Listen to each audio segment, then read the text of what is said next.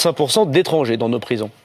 Dans ces 25% d'étrangers, il y a des gens qui sont de l'Union européenne et puis des gens qui sont extérieurs de l'Union européenne. Nous avons déjà des règlements européens, nous avons déjà des conventions internationales qui nous permettent de faire que le détenu aille purger sa peine dans son pays. Parce qu'il n'aura pas vocation à rester en France.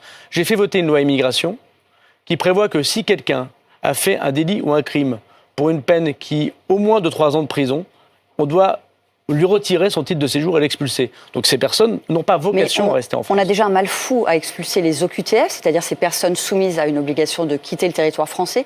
Comment imaginer que les pays d'origine reprennent ces ressortissants en prison ? Mais nous travaillons toute la journée avec les pays d'origine de ces détenus. D'ailleurs, quand on est national, on doit repartir dans sa nation. C'est ça, me semble-t-il, le but d'être citoyen. Ça, c'est le principe, mais dans les faits... D'abord, ce n'est pas vrai que ça ne marche pas.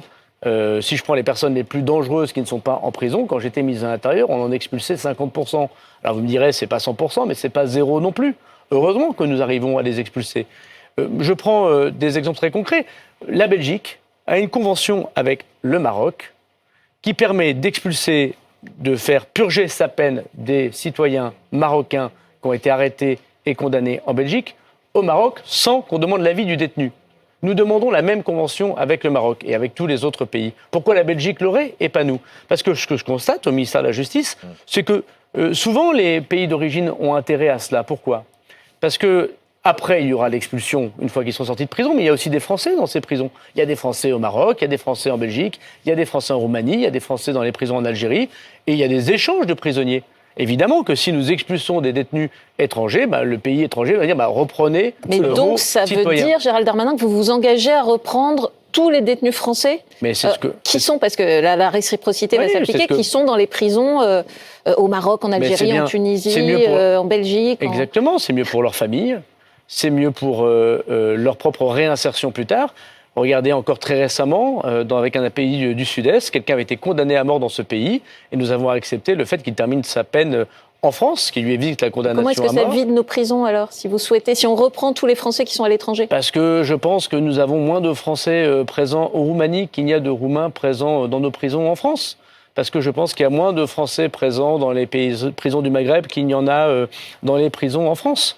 Et quoi qu'il arrive, c'est de toute façon très bien pour le détenu, qui lui doit voir sa famille, qui demain pourra être réinséré. Je ne comprends pas le débat qui consiste à ne pas voir que nous sommes quasiment le seul pays à ne pas imaginer cela. Il y a des pays autour de nous qui font encore plus ferme, et je vais étudier cette possibilité. C'est d'avoir un pays tiers où les personnes qui sont étrangères en détention font leur peine. Par exemple, aujourd'hui, le Danemark le fait avec le Kosovo. Et on les enverrait où ? Par exemple, je prends l'exemple du Danemark avec le Kosovo, je prends l'exemple par exemple des Pays-Bas qui l'imaginent avec l'Estonie. Donc il y a des cas dans l'Union européenne, des cas en dehors de l'Union européenne. Vous êtes favorable, vous aussi, à envoyer les prisonniers étrangers dans un pays hors de l'Union européenne ou hors de la France ? Je pense que ça s'étudie parce que nous avons des personnes, par exemple, nous avons 700 personnes dans les prisons françaises, on ne connaît même pas leur identité. Je rappelle qu'un de vos confrères journalistes, dans la presse quotidienne régionale à Reims, est désormais handicapé à vie parce que quelqu'un a été sorti de prison de façon anticipée, il n'était pas connu des services des préfectures, donc on n'avait pas son identité, et il l'a agressé extrêmement violemment alors qu'il aurait dû être expulsé. On peut se sentir responsable de cette situation. Donc nous devons d'abord identifier toutes les personnes qui sont en prison. Aujourd'hui, ce n'est pas le cas. Nous ne connaissons pas l'identité exacte, la nationalité de toutes les personnes qui sont en prison. C'est incroyable, mais c'est comme ça. Donc d'abord, c'est la première chose qu'on va faire. La deuxième des choses, c'est de dire qu'on ne va pas renouveler le titre de séjour des gens qui sont en prison. Aujourd'hui, c'est ce que nous faisons en partie. On leur autorise des permis de sortie pour aller en préfecture renouveler leur titre de séjour. On marche sur la tête. Quand quelqu'un est condamné, alors que la loi immigration que j'ai fait voter interdit que ces personnes aient un titre de séjour, nous autorisons encore dans le code de procédure pénale des sorties pour renouveler leur titre de séjour. Donc ça, on va arrêter également.